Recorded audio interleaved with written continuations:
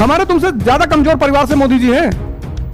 कितने लोगों ने ताना मारा होगा जब 25 साल के रहे होंगे, कितने लोगों ने गाली दी होगी, उपेक्षा की होगी, मजाक उड़ाया होगा, पूरा जीवन जलाया अपना। वो सबका जहर पिए कि नहीं पिए? आज उनको देख के लोग जहर पी रहे हैं। तो जीवन में कोई चीज परिणाम तब देगी जब वो आपकी प्राथमिकता बनेगी, प्रायोरिटी।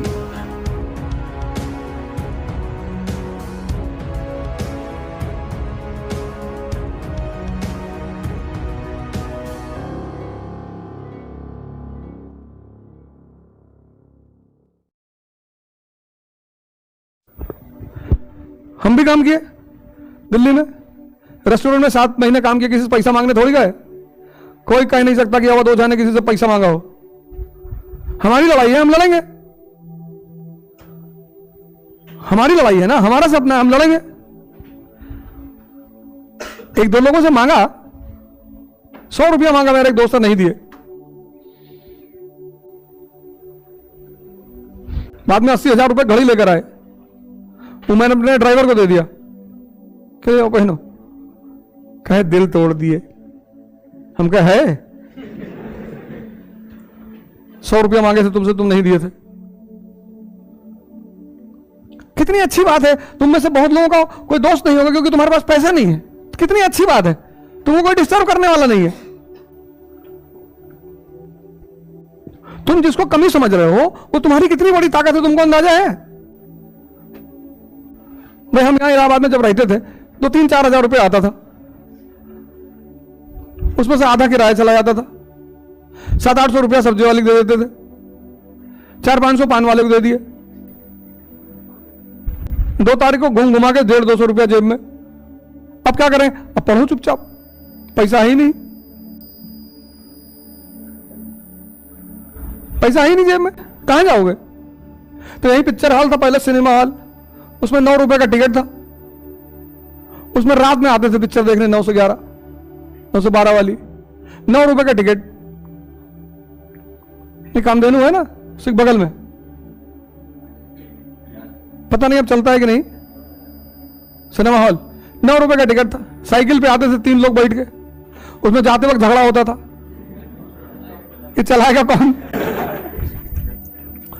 तो जो पिक्चर दिखाता था वो उस दिन नहीं चलाता था, लेकिन पिक्चर देखने के बाद कई लोग कहते थे हम ना चलाएंगे, भैया हम तो पैदल चले, हम ना चलाएंगे साइकिल। फिर झगड़ा गाली गलौज यहीं पे होती थी। तो वो सब कितने अच्छे दिन थे, इसीलिए इसको आश्रम कहा गया ना।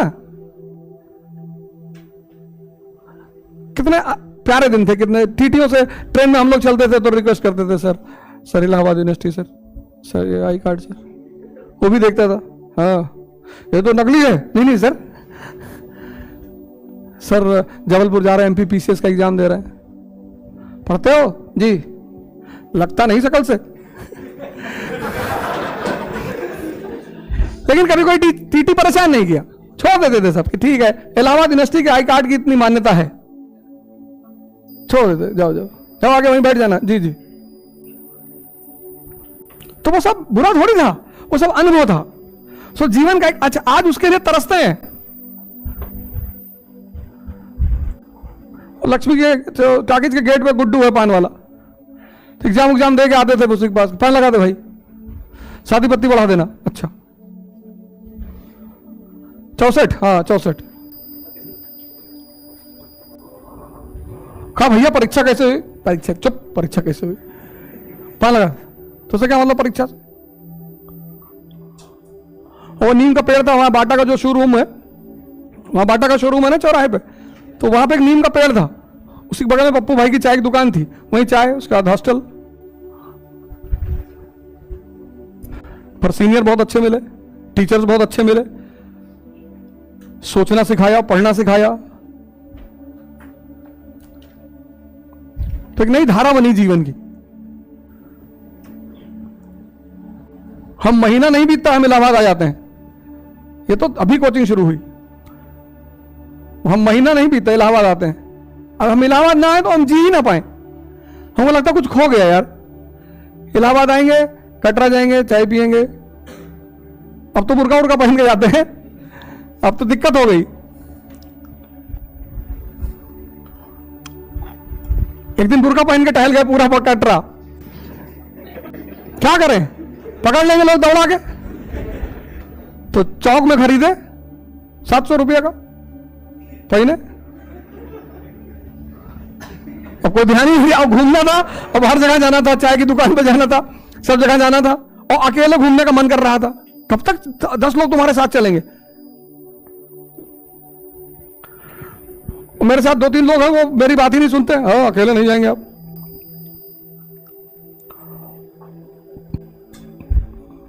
तो मजा लो, लेकिन इस जीवन का मजा लो, मेहनत करो, संघर्ष करो, टेंशन की जरूरत नहीं है। एक गोल बनाओ, एक। तो तुम्हें अपनी शक्ति का, तुम लोग असीम शक्ति के लोग हो यार। जाओ स्वामी रामकृष्ण परमहंस के आश्रम, वहां एक किताब है 20 रुपए की, ध्यान कैसे करें, ध्यान क्या है, 20 रुपए की किताब, उसको लाके पढ़ो। अपने ही अभावों को दूर करना है। जो आदमी यहां 10 घंटा नहीं पढ़ पा रहा है, भाई कबीर घर छोड़ के नहीं भागे,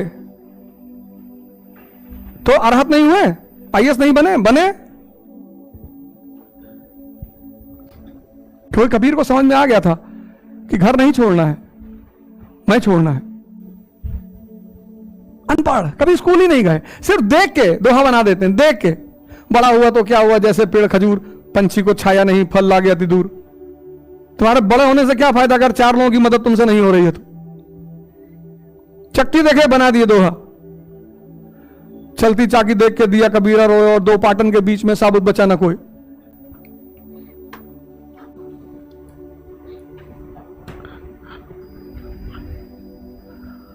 साईं इतना दीजिए जामे कुटुंब समाए, मैं भी भूखा ना रहूं और मैं आईसीयू भी ना जाऊं। ज्यादा कमा लोगे, देखो शुगर के पेशेंट है 80% लोग, पैसा बहुत है, मिठाई नहीं खा सकते, मिठाई सामने रख दो कांपने लगते हैं। हाँ भैया खा लो, अरे 400 शुगर है भैया, तब इतने पैसे का करोगे क्या? और रिक्शा वाला 2.5 किलो रसगुल्ला खा गया, लेकिन उसको बेवकूफ को पता नहीं कि वो कितना अमीर आदमी है। वो इसी में दुखी है कि साहब जो है मर्सिडीज पे बैठे हैं, बैठे रहने दो, मिठाई खा ही नहीं पा रहे हैं। मेरे नजर में हर वो आदमी गरीब है जो मीठा नहीं खा पाता। ये मेरी गरीबी की परिभाषा है।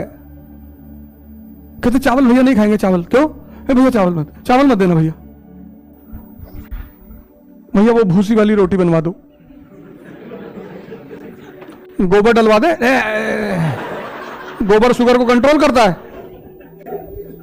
देखो प्रकृति का कितना बढ़िया खेल है, जिसको पैसा दे दिया उसको खाने का रूप बंद कर दिया कि ज्यादा नहीं खाओगे। ये सब अमीरों के घर इतना मिठाई पहुंचेगा, किसको बांटेंगे? ड्राइवर को अपने कि ले जाओ भैया, और ड्राइवर बैठ के उसका पूरा परिवार और खाएगा बैठ के काजू कतली और रसगुल्ला और फलाना, और साहब भुना हुआ चना खा रहे हैं।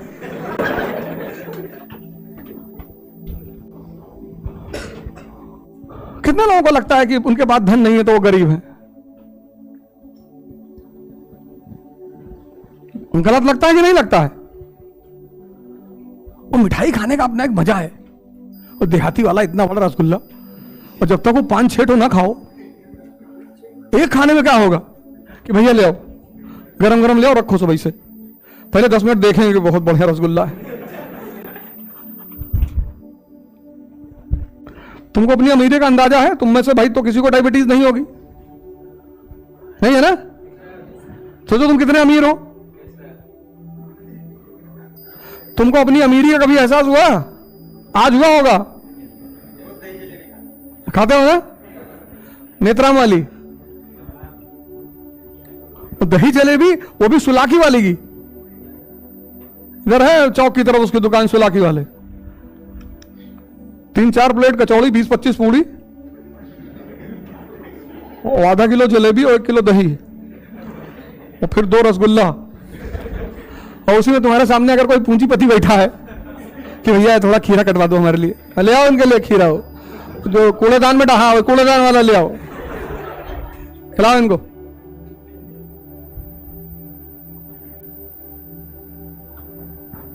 सोचो तुम कितने अमीर हो, तुमको अंदाजा ही नहीं है।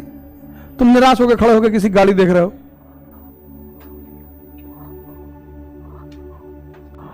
तुम गमछा डाल के गए तो एक चैनल लगा कि गमछे पे इंटरव्यू नहीं लेंगे। मैंने कहा नहीं देंगे, जा रहे हैं।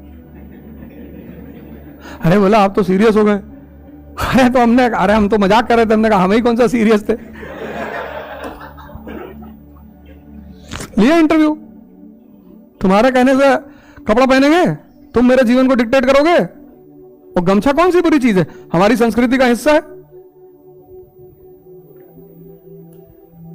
नहीं है। हाँ तुम आईएएस बन गए, कैबिनेट की मीटिंग है तो वहां तुम्हें सरकार के हिसाब से जाना पड़ेगा। जैसे स्कूल हम जाते हैं तो ड्रेस पहन के जाते हैं, ऐसे जब तुम कल कलेक्टर बन जाओगे, आईपीएस बन जाओगे, डीएम बन जाओगे तो तुमको प्रोटोकॉल मानना पड़ेगा। वहां अंगोछा नहीं डाल सकते, तो वो प्रोटोकॉल की बात है, वहां तुम्हें जाना पड़ेगा। हाँ वो नियम की बात है, सबको करना पड़ता है।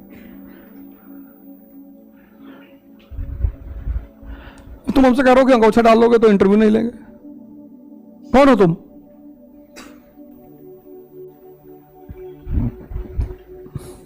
अभी विवेक बिंद्रा जी हैं, विवेक बिंद्रा का नाम सुने हो? अनाथ थे बेचारे, उन्होंने बताया उनका फार्म हाउस नोएडा वाला 200 करोड़ रुपए का, मंदिर में रहे, भीख मांग के खाए। तो बेटा तुम अपने मन को ही तो नहीं संभाल पा रहे हो। ये जितने लोग यहां पर हैं इलाहाबाद में, दिल्ली में, तो यूपीएससी को एक बात पता है कि इसमें सिर्फ 5000 लड़का ऐसा होगा जो अपने आप को समझेगा, अपने आप पे काम करेगा। आईएएस जो है वो एम्बिशन है, महत्वाकांक्षा, वो एम्प्लॉयमेंट नहीं है। बहुसंख्यक लोगों को किस चीज की तलाश है? नौकरी की। बहुत लोग हैं नौकरी पाकर उसका छोड़ दिए तैयारी। लेकिन अगर तुम्हें महत्वाकांक्षा है कर, अभी मेरा एक वीडियो आया होगा, तुमने देखा होगा कि महत्वाकांक्षा की देवी बलि मांगती है। हमारे तुमसे ज्यादा कमजोर परिवार से मोदी जी हैं, तीसरे टर्म प्रधानमंत्री बनने जा रहे हैं। गोल क्लियर है, स्पष्ट, रास्ता क्लियर है। देखो प्रधानमंत्री जी को एक राजनेता के रूप में हो सकता है असफल हो जाएं, लेकिन व्यक्ति के रूप में बहुत सफल है। पूरा जीवन जलाया अपना। कितने लोगों ने ताना मारा होगा जब 25 साल के रहे होंगे, कितने लोगों ने गाली दी होगी, उपेक्षा की होगी, मजाक उड़ाया होगा। उस सबका जहर पिए कि नहीं पिए? आज उनको देख के लोग जहर पी रहे हैं। तो तुम्हें यही तो जीवन है, यही तो महत्वाकांक्षा है, निर्णय है ना। तो मन तो है ही है, इसीलिए तो कबीर ने कहा, कबीर ने मन को गाली दिया है। तुम कबीर को पढ़ो कभी, कबीर ने मन को गाली दिया है।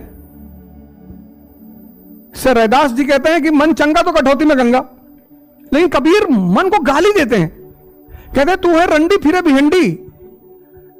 इतना वो मन से क्रोधित है। ध्यान करने का वो कहता कल करेंगे, योग कल करेंगे, पढ़ाई कल करेंगे, और मुर्गे की पार्टी हुई 16 किलोमीटर पैदल चला गया। यही तो इसकी नाटकबाजी है। जिन चीजों से जीवन का निर्माण हो रहा है वो कहता कल करेंगे। तभी तो मां बाप कभी कभी बहुत नाराज होते हैं।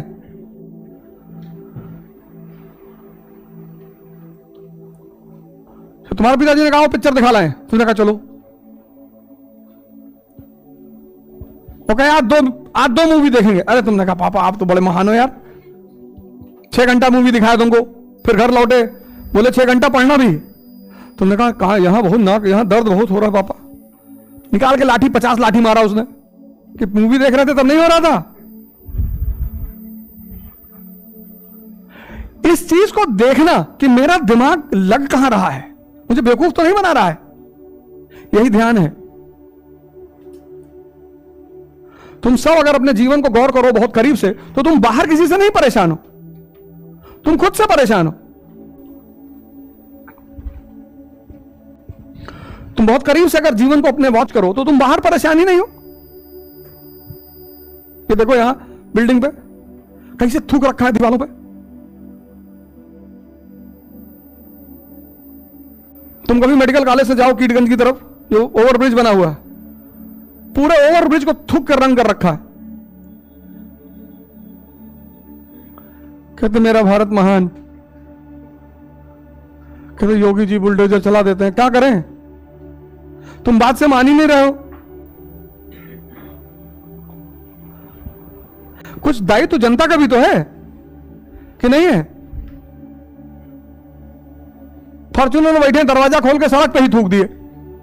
अगर इनको फॉर्च्यूनर सहित बांध के जला दिया जाए तो सड़क थूकने की जगह है?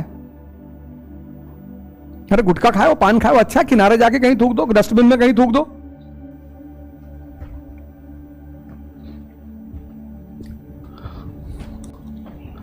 पढ़ाई लिखाई का अगर इतना भी सेंस ना पैदा हो तो उस पढ़ाई लिखाई से फायदा ही क्या है?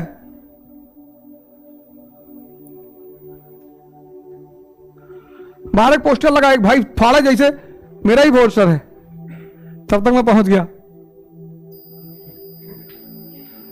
मैंने कहा फेंक दे।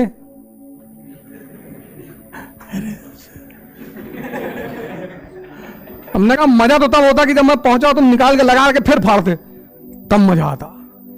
मरे जा रहे हो बाबू जी। और पोस्टर फाड़ने से कुछ नहीं होगा, फाड़ दो, मैं खड़ा हूं, कभी मेरी जरूरत पड़ेगी तो बताना, जाओ। तो रोने लगे, सॉरी सर। अरे मैंने कोई बात नहीं, फाड़ दो पोस्टर। सोचो तुम लोग यार कितने इसके गुलाम बन गए हो।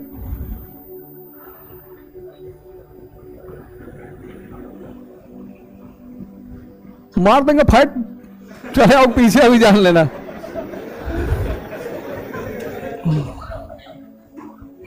और तुम कहते हो कि हमारा सिलेक्शन नहीं होता, ये नहीं हो रहा है, जिंदगी बन नहीं रही है, पढ़ाई नहीं हो रही। कैसे होगी? तुम्हारी पढ़ाई प्राथमिकता ही नहीं है, और जो चीज तुम्हारी जीवन में प्राथमिकता नहीं है वो तुमको परिणाम कैसे देगी? जीवन में कोई चीज परिणाम तब देगी जब वो आपकी प्राथमिकता बनेगी, प्रायोरिटी। जो चीज आपकी प्राथमिकता ही नहीं है, आप कहते हैं हो जाए तो ठीक है। विद्यार्थी, सन्यासी और भिखारी, इनकी इज्जत नहीं होती। अगर भिखारी कहे कि हम मुगल वंश से हैं तो भीख ही नहीं मांग पाएगा। तो जहां तुम सीखने जाते हो, मांगने जाते हो, तो वहां तुम एटीट्यूड लेके जा ही नहीं सकते, इस खानदान से, इस परिवार से।